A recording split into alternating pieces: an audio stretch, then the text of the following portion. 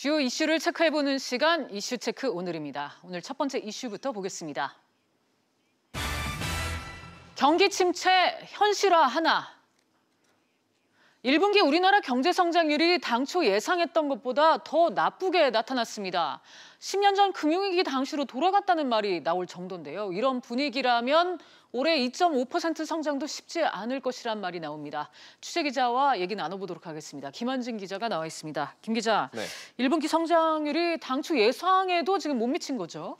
네, 지난 4월에 1분기 경제 성장률 속보치가 발표가 됐었는데요. 이때 발표된 게 전분기 대비 마이너스 0.3%였습니다. 네. 오늘 잠정치를 발표했는데 이것저것 실제적으로 다 따져보니 마이너스 0.4%로 0.1%포인트 더 하락한 것으로 나타났습니다.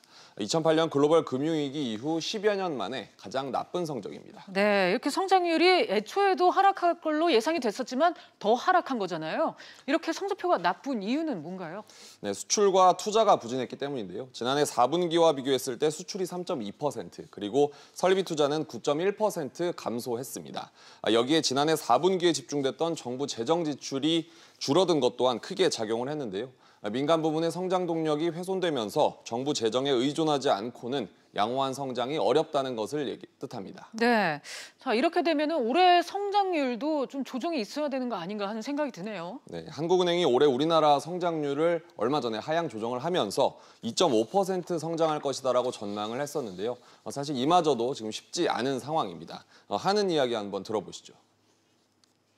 때문에 2, 4분기가 기저효과를 통해서 1.34 이 정도 2, 4분기에 나와줬다가 3, 4에는 0.9 정도 그보다 약간 높거나 그 정도 3, 4, 4에 나와준다면 2.5%는 나오게.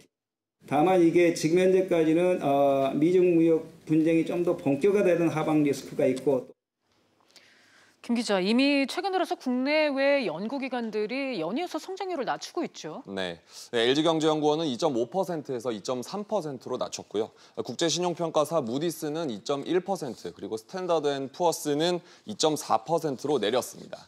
일본계 노무라 금융투자는 수출 부진을 고려해서 2.4%에서 1.8%까지 떨어뜨렸습니다.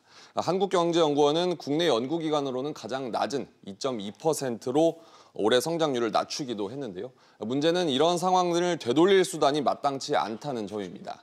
추경은 국회 사정상 신속한 통과를 기대하기 어렵고 통화정책 역시 한은은 금리 인하를 통한 부양에 선을 긋고 있는 상황인데요.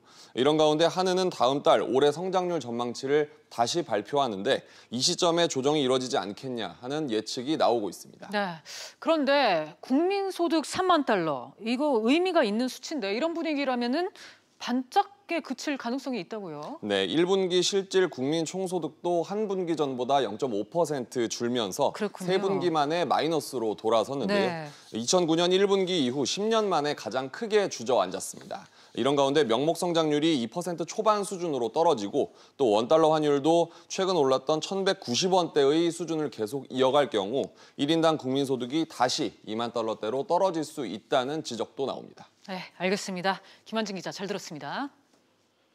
그럼 두 번째 이슈로 넘어가겠습니다.